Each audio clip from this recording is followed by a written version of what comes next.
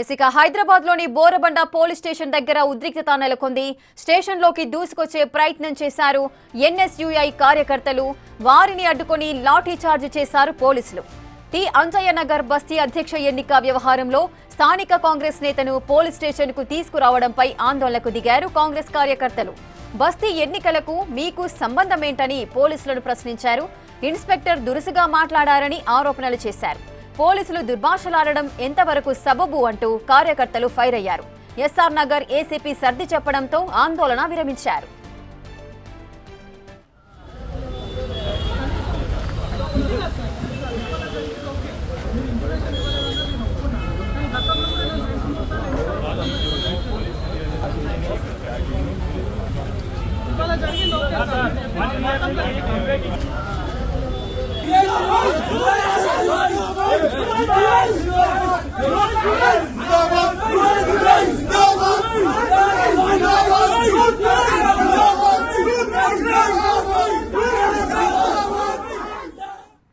ఇక బోరబండలోని టి అంజయ్య నగర్ లో ఘర్షణ చోటు చేసుకుంది. పూర్తి డీటెయిల్స్ మా ప్రతినిధి విజయ్ అందిస్తారు. విజయ్, బస్తీ ఎలక్షన్స్ కి సంబంధించి గొడవ జరిగినట్లుగా తెలుస్తోంది. బస్తీ ఎలక్షన్స్ ఏంటి, దీనికి సంబంధించిన పూర్తి డీటెయిల్స్ ఏంటి విజయ్?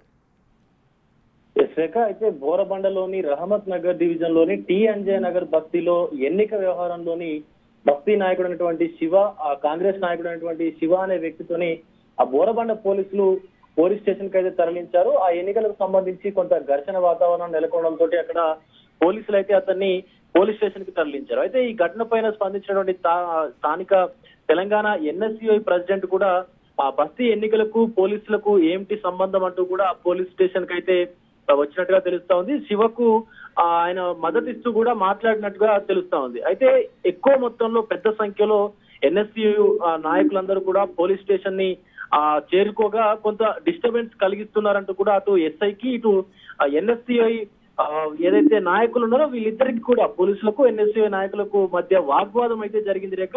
అయితే ఈ వాగ్వాదంలో కొంత ఘర్షణ వాతావరణం నెలకొన్నటువంటి నేపథ్యంలోనే ఎస్ఆర్ నగర్ ఏసీపీ కలగజేసుకొని ఆ ఎన్ఎస్యుఐ నాయకుల్ని కూడా శాంతింపజేసి ఇటు ఆ ధర్నాను కూడా నిలువరించి ఇద్దరికి సర్ది చెప్పినటువంటి పరిస్థితి కనిపిస్తా ఉంది రేఖ.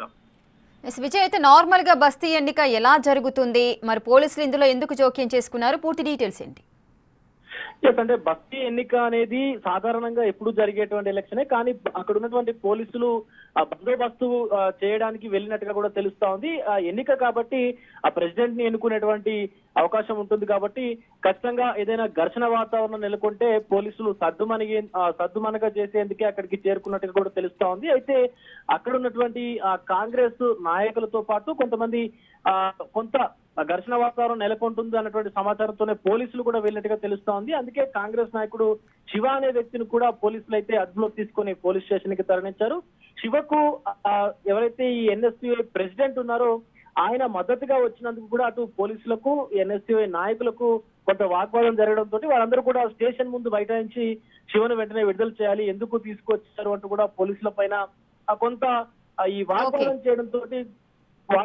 చేయడంతో పోలీసులు కొంత ఉద్రిక్త పరిస్థితులు నెలకొన్నటువంటి సందర్భం అయితే కనిపిస్తా ఉంది. సో ఇందులో ఎస్ఆర్ నగర్ ఏసీపీ కలుగజేసుకొని వారందరినీ కూడా సర్ది చెప్పి వారందరికీ కూడా వెంటనే అందరినీ కూడా అక్కడి నుంచి స్టేషన్ నుంచి పంపించినట్టుగా తెలుస్తా ఉంది రేఖ. ఇప్పుడు సిచ్యువేషన్ అంతా కూడా అండర్ కంట్రోల్ లో ఉన్నట్టుగా తెలుస్తా ఉంది, పోలీసుల కంట్రోల్ లో ఉన్నట్టుగా తెలుస్తా ఉంది Rekha. Right, thank you Vijay, thanks for the details. ప్రజాస్వామ్యంలో ఎవరైనా